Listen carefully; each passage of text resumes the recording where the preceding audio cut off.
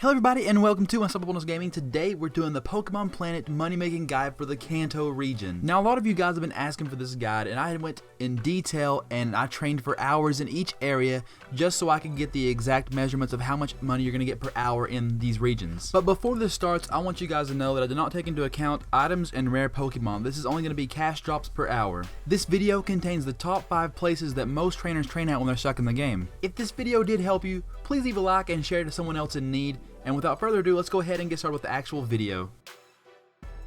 The first place is Route 24. Most people get stuck here after facing Missy the first time and realizing their Pokemon is not strong enough. They then have to go to Route 24. Route 24 is an area surrounded by water. There's a little grass patch where there's lots of people training there all the time. There is a lot of variety of Pokemon in this area as well as many trainers. After battling here for a whole hour in no GM, I discovered that you make 4K an hour, equaling out to about $21 a Pokemon. And with GM, you make 8K an hour, equaling out to $42 per Pokemon. Up next on the list is the Safari Zone. Most people train here all the time, but is it really that good of a cash place? Located in Future City, the Safari Zone is teeming with wild Pokemon and many rare ones. But after battling here for a whole hour, I discovered with no GM, you only make 7K an hour, equaling out to about 114 per Pokemon. And with GM, I found out that you make 11K an hour, equaling $76 per Pokemon. In my previous video, I stated this is probably the best place to train in the Kanto region, but in regards, that was also including rare Pokemon and drops. Number 3 on this list is the Seafoam Island Caves. On the map, it is located between Fuchsia City and Cinnabar Island. It is an ice cave full of Zubats and many other ice Pokemon. After spending quite a while in the Seafoam Islands, I found out that you make with no GM 8K an hour, equaling out to $41 per Pokemon. And with GM, you're going to make 16K per hour, equaling out to $83 per Pokemon. Keep in mind that the Seafoam Islands have one of the most expensive drops in the game, but once again, this video is not about drops, it's only about cash per hour.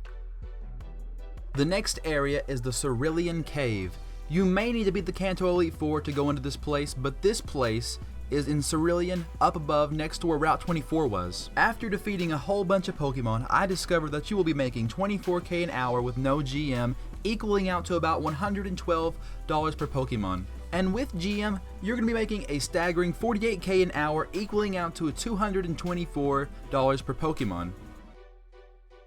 Now we're off to the part you guys have most been waiting for, and that is the place where you can make the most money in Pokemon Planet. However, there are some restrictions. To get to this place, you must have every single badge in the Kanto region. This place is Victory Road. Victory Road is located at the far left of the map. Victory Road is a cave area full of Golbats and Gravelers. And after spending a considerable amount of time here, I found out with no GM, you'll be making 25K an hour, that is equal to $115 per Pokemon, and with GM, you'll be making 51K an hour with $230 per drop. And this is by far the best place to get the best cash drops in the Kanto region of Pokemon Planet. I really hope this video helped you out, guys. I worked really hard on it, and if you do, please leave a like, subscribe, comment, and I will see you all next time on Unstopablness Gaming. Thanks for watching.